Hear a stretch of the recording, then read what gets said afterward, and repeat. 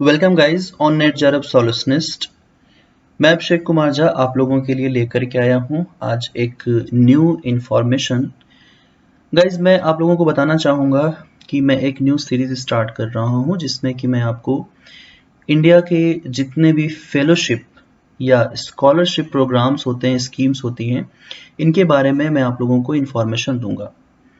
इस तरीके के वीडियो को बनाने के पीछे का मेरा जो उद्देश्य है वो हमारे सभी जो हायर एजुकेशन के स्टूडेंट हैं उन सभी को, ताकि वो लोग अपने लिए बेस्ट रिसर्च प्रोग्राम्स को चूज कर सकें। यानी आपके लिए कौन सा स्कॉलरशिप या कौन सा जो एग्ज़ाम होगा वो ज़्यादा बेहतर होगा आपके भविष्य को बनाने के लिए। तो ऐसी सीरीज में आज ये पहला वीडियो है। इसके बाद हम लोग लगातार वीडियोस लाते रहेंगे आप लोगों के लिए। आप लोग अगर हमारे चैनल पे पहली बार आ रहे हैं, पहली बार ये वीडियोस देख रहे हैं, तो चैनल को सब्सक्राइब ज़रूर कर लीजिएगा। बेल आइकन को भी प्रेस ज़रूर कर दीजिएगा ताकि आपको हमारे वीडियोस से हमारे चैनल से रिलेटेड जो वीडियोस हैं उनके लेटेस्ट नोटिफिकेशन मिलते रहें। तो सबसे पहले तो आप लोग को बताना चाहूँगा कि Swami Vivekananda single girl child scholarship for research in social sciences, ये एक बहुत ही इम्पॉर्टेंट फेलोशिप प्रोग्राम है जो यूनिवर्सिटी ग्रांट कमीशन यानी कि विश्वविद्यालय अनुदान आयोग जो है देती है हर साल। प्रत्येक वर्ष इसके लिए नोटिफिकेशन रिलीज होता है, ऑनलाइन और ऑफलाइन दोनों ही। ऑफलाइन नोटिफिकेशन के थ्रू आपको इन्फॉर्मेशन दी जाती है और ऑनलाइन एप्लीकेशन इनवाइट किए जाते हैं। टाइटल पर आप देख रहे होंगे कि इस पे लिखा हुआ है without JRF get fellowship amount 25,000 to 31,000। अब ये क्या है, इसके बारे में सब कुछ जानने के लिए वीडियो को अंत तक जरूर देखिएगा, सब कुछ मैं आपको बताने वाला हूँ। वीडियो को शुरू करते हैं। आप हमारे चैनल पे पहली बार आए हैं तो चैनल को सब्सक्राइब जरूर कर लीजिएगा, क्योंकि ऐसे ही वीडियोस आपको हमारे चैनल पे मिलते रहते हैं। बहुत सारे वीडियोस मैंने यहाँ पेपर 1 NT UGC नेट और paper 2 NT UGC net geography के लिए बनाए हुए हैं। ज़रूर देखिए इन वीडियोस को और वीडियोस को शेयर भी ज़रूर करिए। इसके साथ ही साथ अनअकैडमी पे मेरे क्लासेस होते हैं, फ्री क्लासेस होते हैं अनअकैडमी पे। आप वीक में हमारे क्लासेस कर सकते हो, मंडे, ट्यूसडे, फ्राइडे और सैटरडे को, जिनकी टाइमिंग होती है दिन में 12 बजे। ये फ्री स्पेशल क्लासेस हैं जिनके लिए कोई चार्जेस नहीं लगते हैं। ठीक है, सो गाइस चलिए स्टार्ट करते हैं। सामाजिक विज्ञान में अनुसंधान के लिए Swami Vivekananda single girl child scholarship. देखिए इस स्कॉलरशिप का जो ऑब्जेक्टिव है वो मैं आपको बता दूं कि हमारे सोसाइटी में जिस तरीके से गर्ल्स के लिए एजुकेशन के प्रोविजंस काफ़ी कम देखने को मिलते हैं, एक तरीके से उनका जो इंक्लूजन है हायर एजुकेशन में बहुत कम देखने को मिलता है। तो गवर्नमेंट ऑफ इंडिया इस बात को बहुत अच्छे से समझती है और इस चीज़ को ध्यान में रख करके ही एक तरीके से जेंडर इक्वालिटी को देखते हुए ही ये सारे स्कीम्स लाए गए हैं। तो अगर आप एक सिंगल गर्ल चाइल्ड हैं अपने पेरेंट्स की, तो ये फेलोशिप आपके लिए है। आपको कोई ज़रूरत नहीं है JRF एग्ज़ाम को क्लियर करने की। आपको सिर्फ और सिर्फ इसके लिए अप्लाई करना है with good merit record, with good academic record. बात करेंगे इसके बारे में। तो इसके लिए जो एलिजिबिलिटी रखी जाती है, जो पात्रता रखी जाती है, वो ये है कि इसमें कोई लैटरल एंट्री नहीं है। यानी आप PhD करते हुए नहीं होने चाहिए, यानी कि आपका जो एडमिशन है वो फ्रेश नहीं बल्कि परस्यूइंग PhD आपको होना चाहिए। जो सोशल साइंसेज से रिलेटेड यूनिवर्सिटीज़ हैं, कॉलेज हैं, इंस्टीट्यूशंस हैं, वहीं पर जो सबसे पहले एलिजिबिलिटी है वो यही है कि आप PhD जो है कर रहे हो। साथ ही साथ आप पहले तो सबसे पहले एलिजिबिलिटी है कि आप सिंगल चाइल्ड हो। सिंगल चाइल्ड में भी कौन? गर्ल चाइल्ड, अपने पेरेंट्स के। आपके फैमिली में अगर कोई सन भी है, यानी आप एक सिंगल गर्ल चाइल्ड हो, ठीक है, किसी भी पेरेंट के अगर एक सन और एक डॉटर होते हैं तो वो एलिजिबल नहीं होते हैं इस फेलोशिप के लिए। यानी अगर आपका कोई ब्रदर है, कोई भाई है, तो आप एलिजिबल नहीं हो। आप सिर्फ अकेले एक सिंगल गर्ल चाइल्ड होने चाहिए। अब ऐसा तो है नहीं कि बहुत सारे लोग ये क्लेम भी करते हैं कि हम तो सिंगल हैं, तो गवर्नमेंट जो है आपसे प्रूफ की डिमांड करती है। आपको एक एफिडेविट देना पड़ता है 50 रुपीज़ के स्टैम्प पेपर पे, जो कि एक गैजेटेड ऑफिसर के सिग्नेचर और सील लगा हुआ होना चाहिए। ठीक है, इसके अलावा इसमें और भी प्रोविजंस हैं, जैसे कि एडमिशन जो है, अगर आपका PhD प्रोग्राम में एडमिशन है डिस्टेंस एजुकेशन मोड में, तो भी ये फेलोशिप नहीं मिलेगी। You will be not able to avail this fellowship. और साथ ही साथ इसमें एक अच्छी बात ये भी है कि जो ट्रांसजेंडर्स हैं उनको भी एलिजिबल माना गया है इसके लिए। तो ट्रांसजेंडर्स वो भी हैं, प्लस वहाँ पर भी आपका सिंगल ही होना चाहिए। ठीक है, अभी बात करेंगे कि सिंगल गर्ल चाइल्ड अगर इस तरीके की किसी भी इंडियन इंस्टीट्यूशन में वो अगर पीएचडी कर रही हैं या आप कर रहे हो तो आप इसमें अप्लाई कर सकते हो। जैसे कि यूनिवर्सिटी, किसी यूनिवर्सिटी में आप पीएचडी कर रहे हो या किसी यूनिवर्सिटी के एफिलिएटेड कॉलेज में हैं या किसी इंस्टीट्यूशन में हैं तो आप इसके लिए अप्लाई कर सकते हो।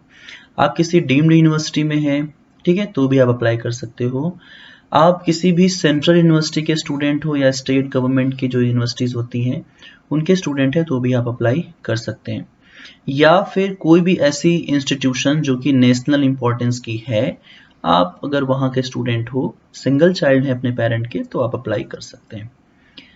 इसकी दूसरी सबसे इम्पोर्टेंट जो बात है वो है एज लिमिट, आयु सीमा की अगर हम बात करें तो कोई भी गर्ल स्टूडेंट जो 40 ईयर के एज तक, वो जनरल कैटेगरी से अगर हैं तो 40 सालों तक आप एलिजिबल हैं, अप टू 40 ईयर आप अप्लाई कर सकते हो। ठीक है, बाकी जो कैटेगरी के स्टूडेंट होते हैं जैसे कि SC, ST, OBC और PW के लिए 45 ईयर का जो एज लिमिट है वो रखा गया है। ठीक है, तो काफ़ी अच्छी एज लिमिट है, काफ़ी आप इसमें लगातार एफर्ट कर सकते हैं। वहीं बात करें जो सबसे इम्पॉर्टेंट है वो है फेलोशिप। देखिए कई बार ऐसा होता है कि बहुत सारे ऐसे यूट्यूबर्स हैं, ऐसे चैनल्स हैं जो बहुत ही इररिलेवेंट आपको इन्फॉर्मेशन देते हैं।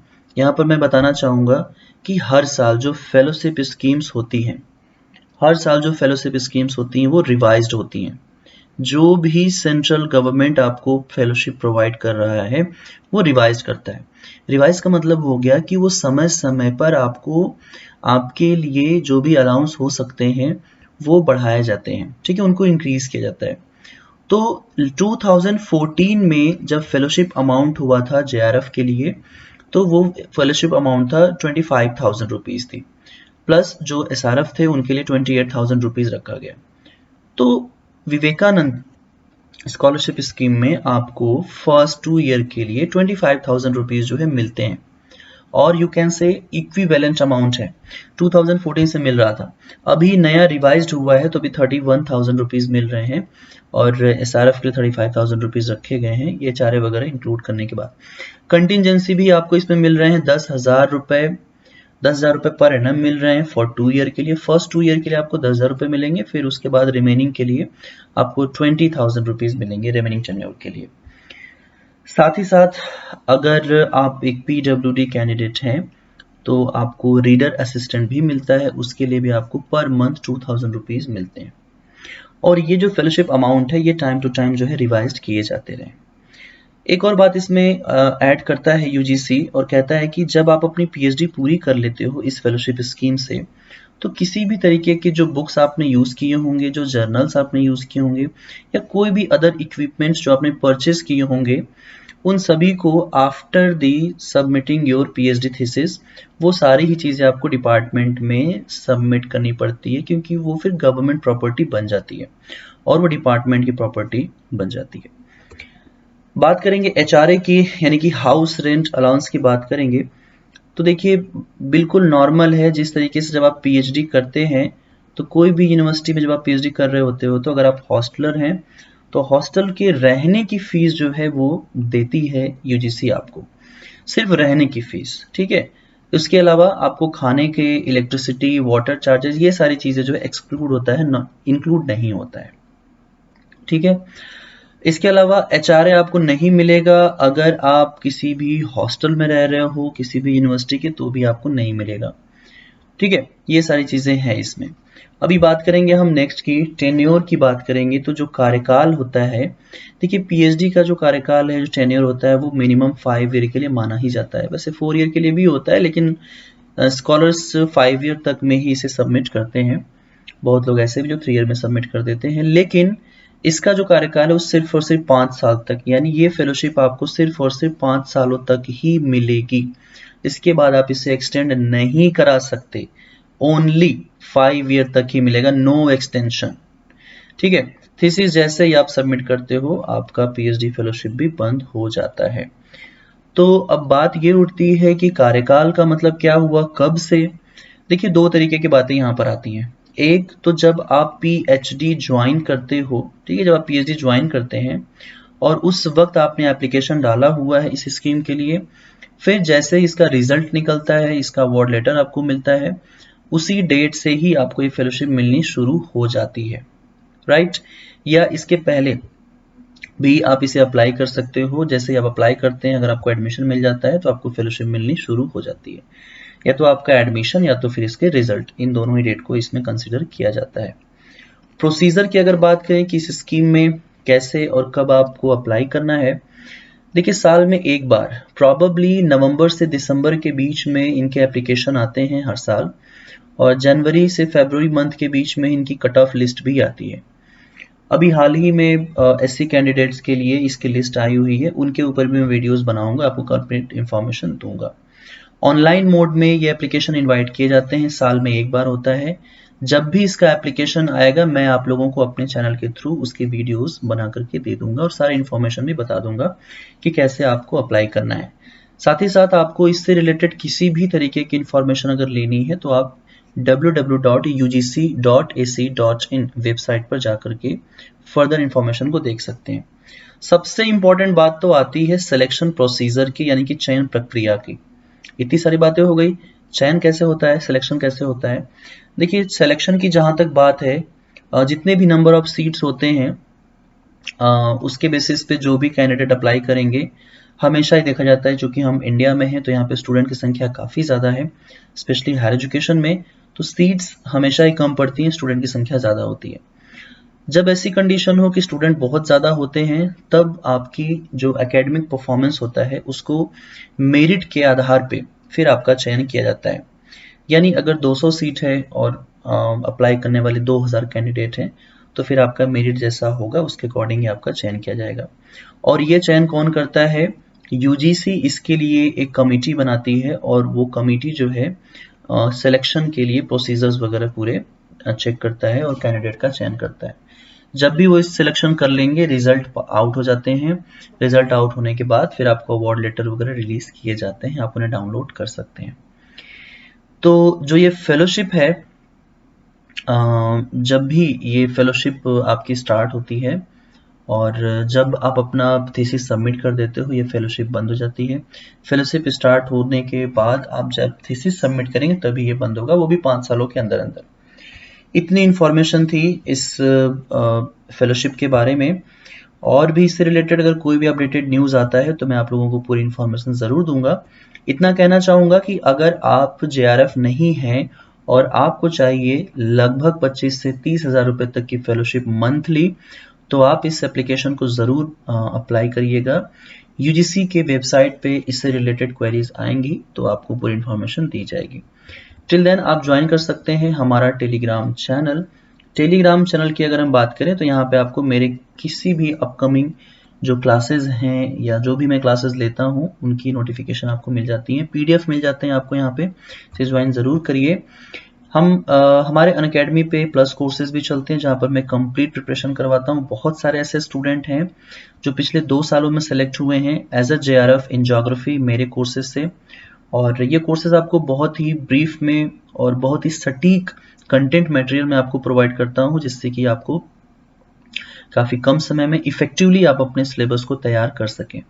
साथ ही साथ आपको यहाँ पे एमसीक्यूज भी मिलते हैं रिलेटेड टॉपिक से, सो दैट कि आप उनको अच्छे से कनेक्ट कर पाओ और आपकी अच्छी पकड़ उस पर बन सके।